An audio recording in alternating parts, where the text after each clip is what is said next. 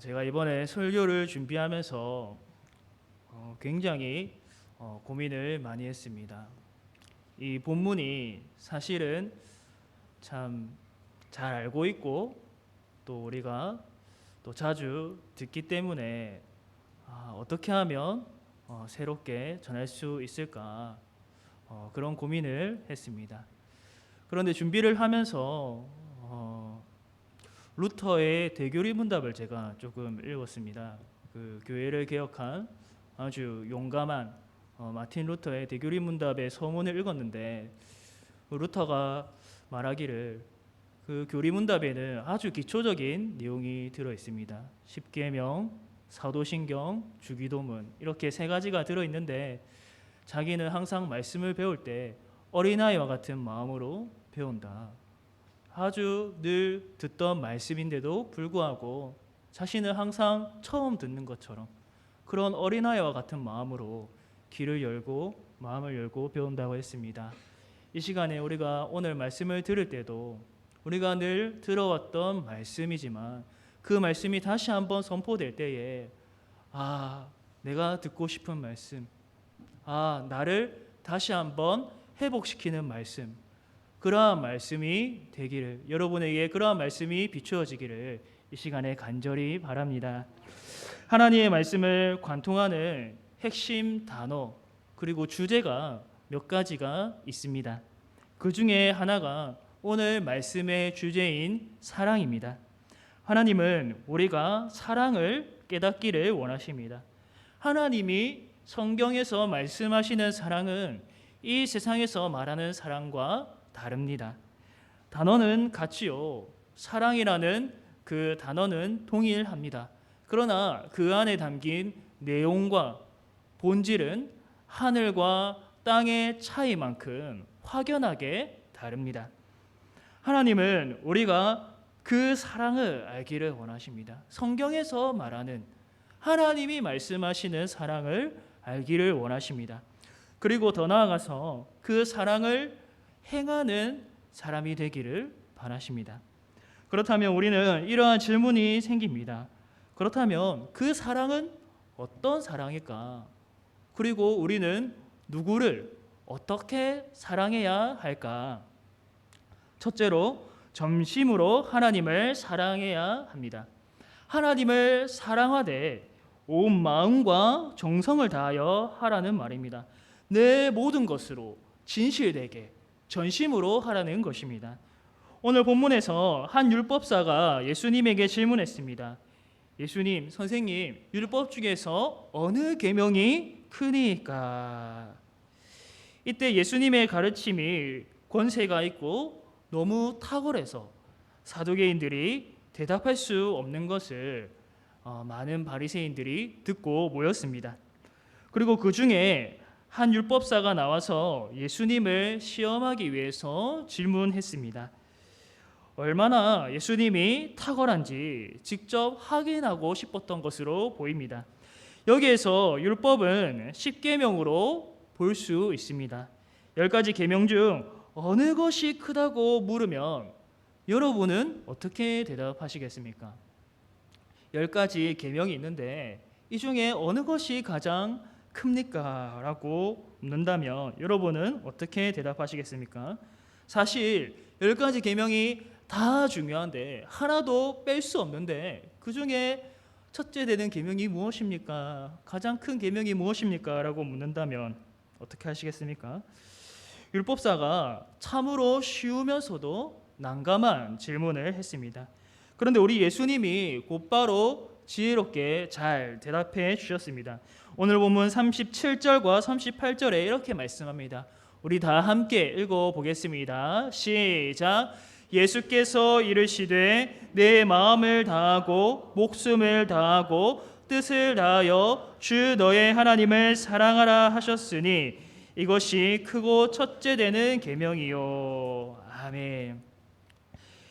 먼저 예수님은 하나님을 사랑하라고 합니다. 그런데 어떻게 사랑하느냐? 전심으로 사랑하라고 하십니다. 질문을 했던 율법사는 자신이 율법을 잘 지키기 때문에 그리고 율법을 잘 알고 있기 때문에 저는 하나님을 사랑합니다 라고 말할지도 모르겠습니다. 그러나 하나님은 행위가 아니라 무엇을 보시는 분입니까? 그 사람의 중심을 보시는 분입니다.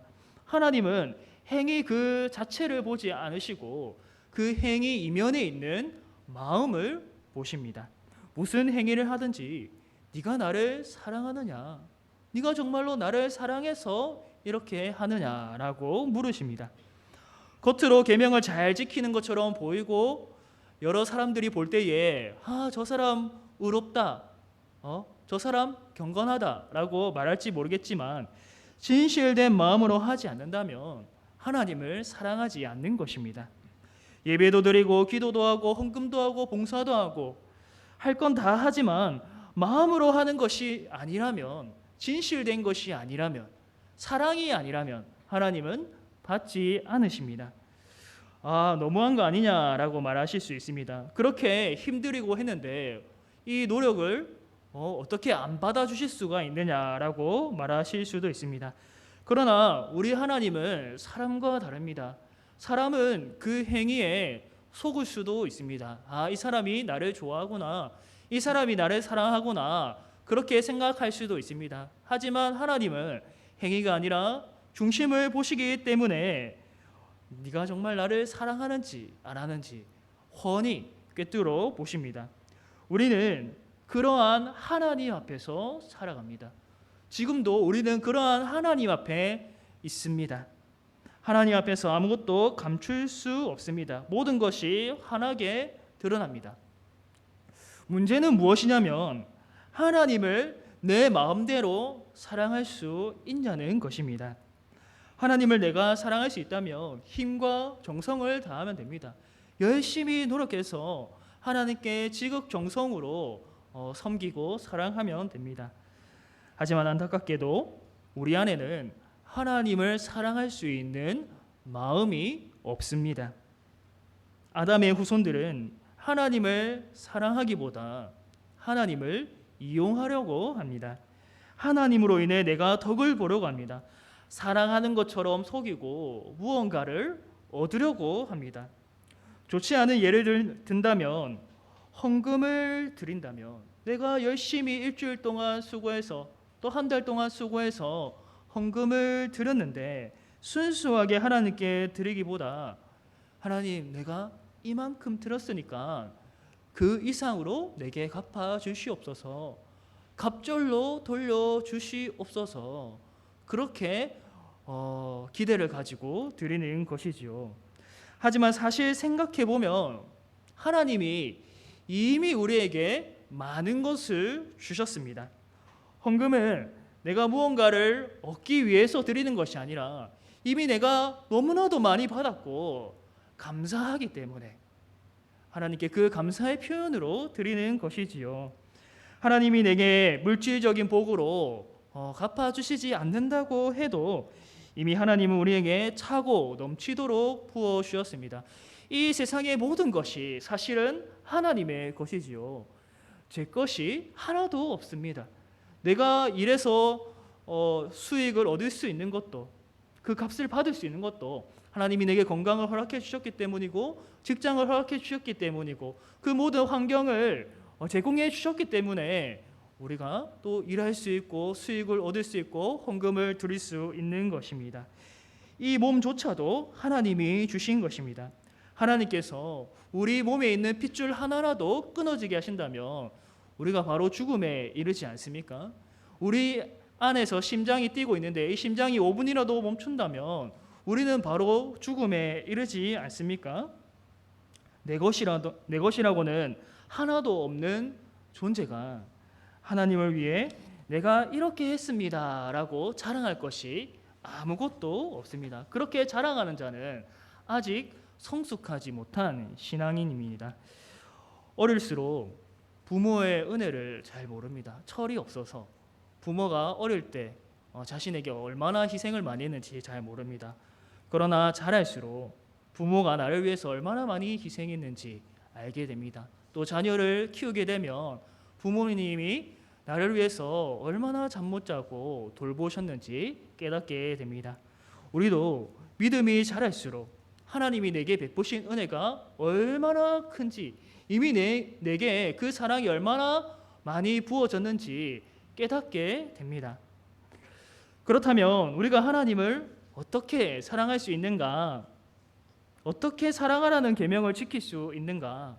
먼저 자신이 하나님으로부터 큰 사랑을 받은 자임을 깨달아야 합니다. 그 사랑을 받고 깨달은 자만이 하나님을 진정으로 사랑할 수 있습니다. 내가 가진 마음으로 한다면 하나님을 그릇되게 사랑합니다. 내 마음은 왜곡되고 삐뚤어졌기 때문에 순수하게 하나님을 사랑하지 못합니다. 인간적인 마음으로는 내게 사랑할 모습이 있어야지 하나님이 날 사랑해 주시겠지. 내가 이렇게 해야지 하나님이 날 사랑해 주실 거야. 그렇게 생각합니다. 종교적인 의무를 다해야지 하나님이 나를 사랑하고 복 주실 것이라고 생각합니다. 그러나 하나님의 사랑을 정말로 깨닫는다면 그것이 틀린 것임을 알게 됩니다.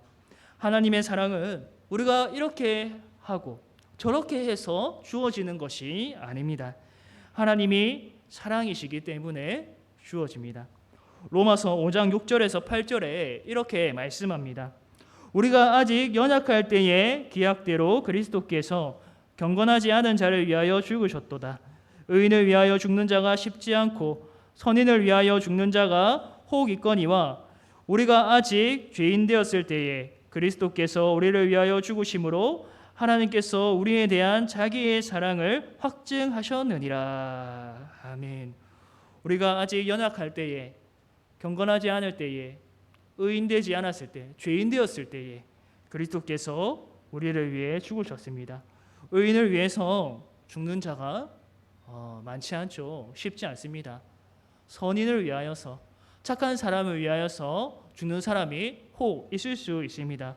뉴스를 보아도 물에 빠진 사람을 도와주다가 죽었다는 그런 소식을 듣기도 합니다.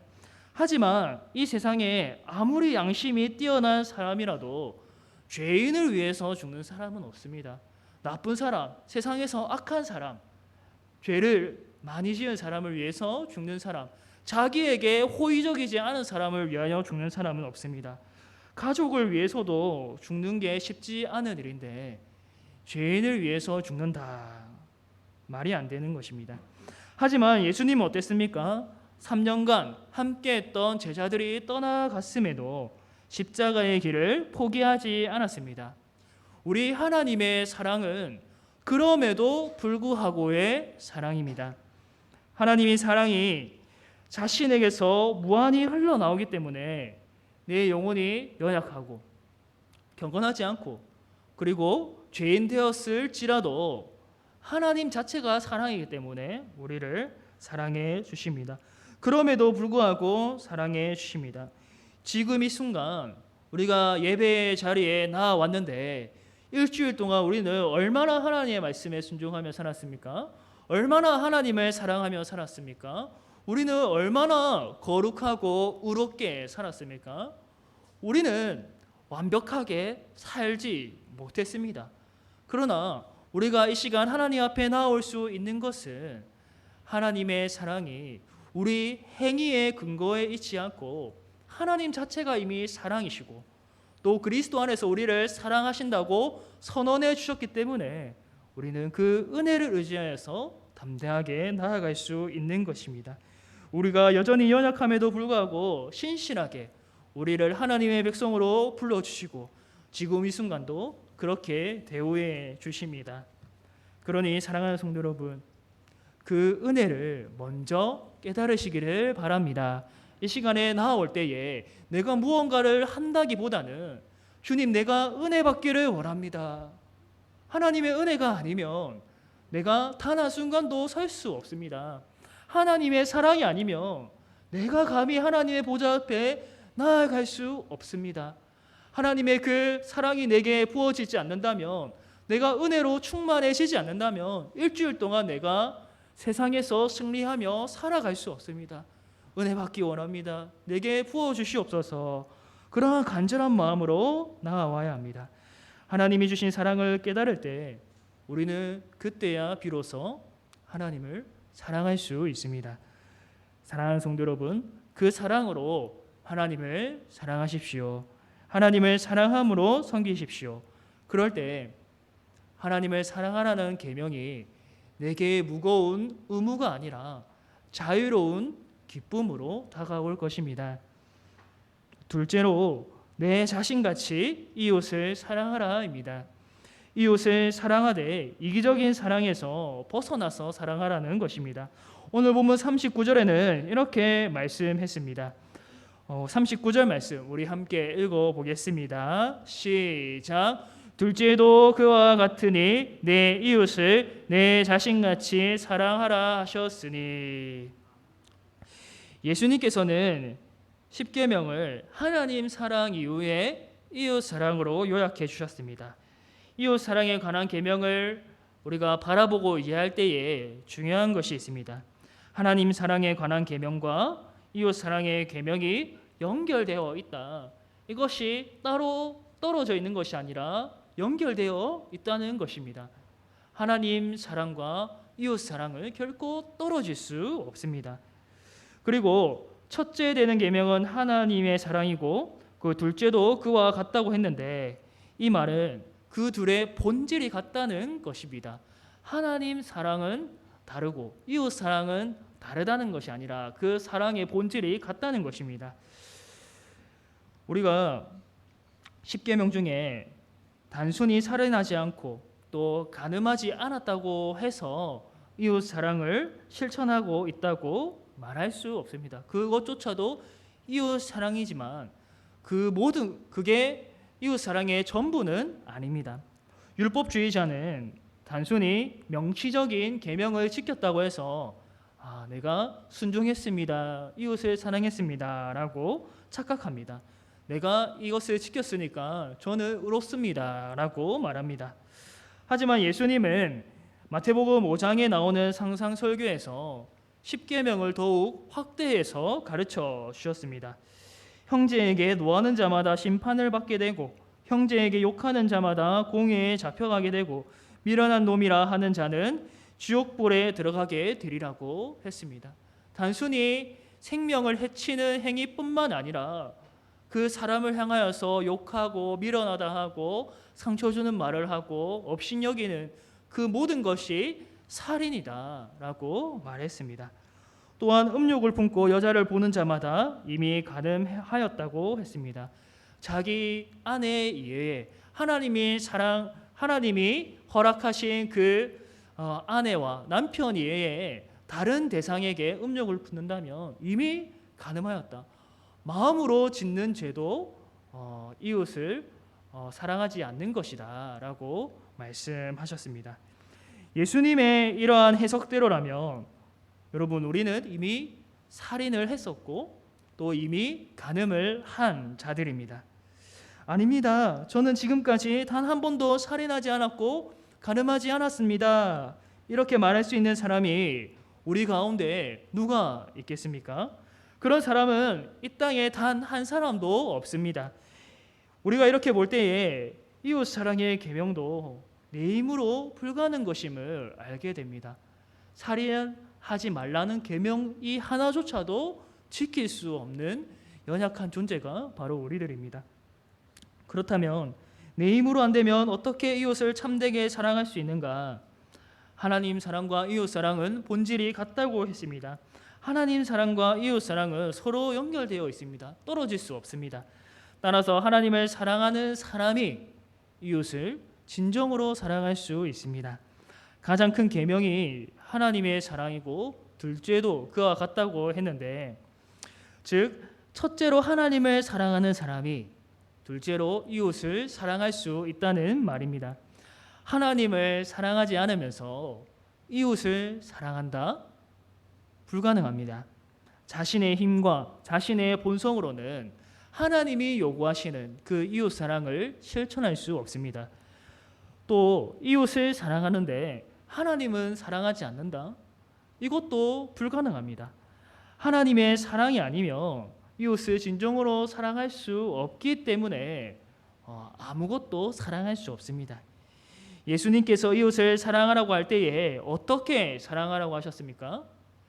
내 자신같이, 내 자신같이. 그러나 우리 본성에는 자기 중심성이 있습니다. 항상 자기 자신을 최우선으로 여기고 그에 비해서 우리 옆에 있는 이웃은 나보다 낫게, 나보다 중요하지 않은 것으로 여깁니다. 이웃이 옆에 있어도 마음의 거리에서는 저 멀리에 있습니다. 내가 가장 높이 있고 내가 가장 중요하고 모든 인간관계 가운데에서 그 사람을 대할 때는 나를 중심으로 대합니다. 이 사람이 내게 필요한 걸 줄 수 있으니까 사랑합니다. 외모가 출중해야 사랑하고 돈이 많아야 사랑하고 내가 직장에서 승진하는 데 도움이 되니까 상사에게 잘하고 주위 동료들에게 잘합니다. 이 세상에서의 사랑은 자기 중심적인 이해관계에 근거한 사랑입니다. 하지만 내 자신같이 이웃을 사랑하는 건 자기 중심적인 이해관계를 초월하는 사랑입니다. 이러한 사랑은 오직 하나님에게만 있음을 믿으시기를 바랍니다. 하나님은 이 세상을 창조하기 전부터 우리를 그리스도 안에서 택하셨습니다. 우리가 하나님을 향하여 무엇을 해주지 않았는데도 하나님은 사랑하셨습니다. 오히려 범죄했고 하나님을 미워했는데도 사랑하셨습니다. 물론 하나님께서 그 죄는 미워하십니다. 그 죄는 결코 허용하지 않으십니다. 그러나 예수님을 통해서 그 우리 안에 있는 그 죄를 씻어 주셨습니다. 예수님이 그 죄값을 대신 갚아 주셨습니다. 그리하여서 우리가 다시금 하나님을 사랑하는 존재로 회복시켜 주셨습니다. 그 놀라운 사랑을 알게 해서 감격하게 하여서 하나님을 사랑하는 존재로 회복시켜 주셨습니다. 이러한 참 사랑을 아는 자는 하나님을 사랑하게 되고 이웃을 사랑하게 됩니다. 하나님 사랑은 다시 다르게 말하면 이웃 사랑인 것입니다. 왜냐하면 하나님이 이웃을 사랑하라고 명령하셨기 때문에 이웃을 사랑하는 것입니다. 사람이 좋아서 사람이 사랑받을 만해서 사랑하는 것이 아니라 그 존귀하신 영화로우신 나를 지극히 사랑하신 하나님이 이웃을 사랑하라고 명령하셨기 때문에 그 하나님을 사랑함으로 이웃을 사랑하는 것입니다.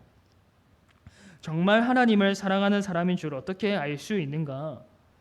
이웃을 어떻게 대하는지, 이웃을 어떻게 사랑하는지를 통해서 알 수 있습니다.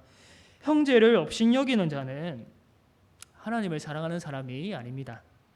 함부로 대하고 업신여기고 상처 주는 말을 쉽게 하는 사람은 하나님을 사랑하는 사람이 아닙니다. 내가 이웃에게, 형제에게 상처 주고 함부로 대하고 나도 모르게 그렇게 했다면, 그것을 뒤늦게 알게 됐다면 하나님 앞에서 죄송하고 마음 아파하고 여전히 부족한 내 모습을 보면서 가슴 치며 통곡해야 하는 것입니다. 형제를 소중하게 대하는 사람이 하나님을 사랑하는 사람입니다. 더 나아가서 여기에서 말하는 이웃은 예수님을 믿는 형제에게만 국한된 것이 아닙니다. 그리스도인은 믿지 않는 자들도 사랑해야 합니다.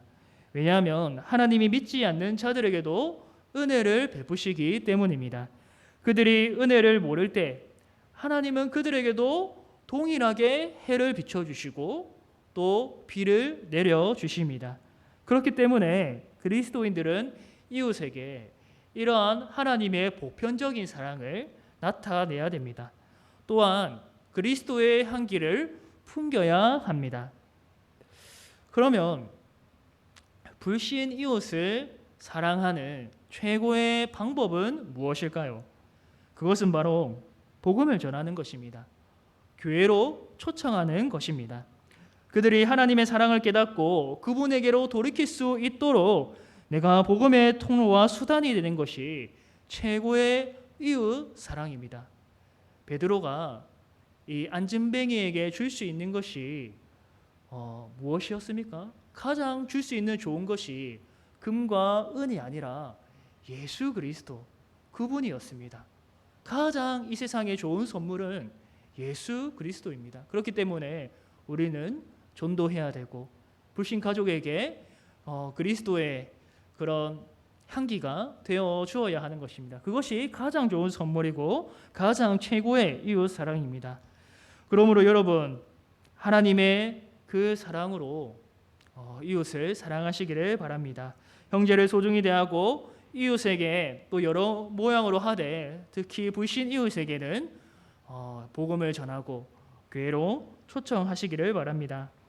말씀을 맺겠습니다. 하나님은 우리에게 사랑하라고 명령하셨습니다. 첫째로 하나님을 전심으로 사랑하고 둘째로 내 이웃을 내 자신같이 사랑하라고 하셨습니다. 그러나 그 사랑을 우리 안에 있지 않습니다. 사랑의 신 하나님으로부터 나옵니다. 그럼에도 불구하고 우리를 예수 그리스도 안에서 사랑해 주신 그 사랑으로 우리도 하나님을 사랑하고 이웃도 사랑할 수 있습니다.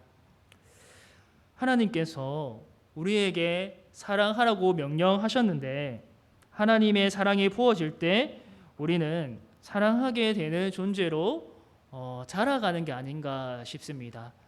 내가 열심히 사랑해야지 라는 것보다 우리가 이 시간에 와서 은혜 받고 또 그 말씀으로 충만해질 때 하나님의 사랑이 깊이 깨달아지고 감격이 될 때 내가 하나님의 사랑에 거할 때에 비로소 내가 하나님을 사랑할 수 있는 존재가 되어지는 게 아닌가 싶습니다. 내 힘과 열심으로는 불가능하지만 여러분, 세상에서 제일 힘든 일이 사람 사랑하는 일 아닙니까? 한 사람 사랑하는 게 제일 힘든 일이고 어려운 일 같습니다. 그러나 우리가 하나님의 사랑 안에 거하고 내 안에 그 하나님의 사랑이 충만해질 때에 그 사랑이 나의 본성을 억누르고 쳐서 복종시키고 내가 결코 절대로 내 본성으로는 사랑할 수 없는 형제와 이웃을 사랑하게 되는 것이 아닌가. 사랑하는 성도 여러분, 오늘도 그 하나님의 사랑으로 충만해지시기를 바랍니다. 그리하여서 나의 하나님을 온 마음으로 사랑하고 하나님을 사랑하기 때문에 이웃을 사랑하는 명령에 순종하는 착한 백성들이 다 되시기를 주님의 이름으로 축복합니다. 사랑의 하나님 아버지, 감사합니다. 오늘 우리를 불러주셔서 거룩하시고 참되신 하나님을 예배하고 마음껏 찬양하게 하시니 감사합니다. 우리가 그 하나님의 사랑을 받았기 때문에 그 하나님의 은혜와 사랑을 고백합니다. 주님, 우리에게 은혜 충만하게 하셔서 성령 충만하게 하셔서 또 일주일 동안 살아갈 때에 그 은혜 가지고 승리하게 하여 주옵소서. 하나님을 사랑하는 일과 이웃을 사랑하는 일에 한 걸음 더 성장하게 하여 주시고 내 본성으로는 하나님을 사랑할 수 없고 이웃을 사랑할 수 없지만 내 안에 사신 그리스도가 역사할 때에 성령께서 내 안에 역사할 때에 능히 사랑하는 자리로 나아갈 줄로 믿습니다. 그 사랑 부어주시고 채워주시고 그 사랑으로 승리하게 하여 주옵소서. 이 모든 것 예수님의 이름으로 기도드립니다. 아멘. 찬송가 210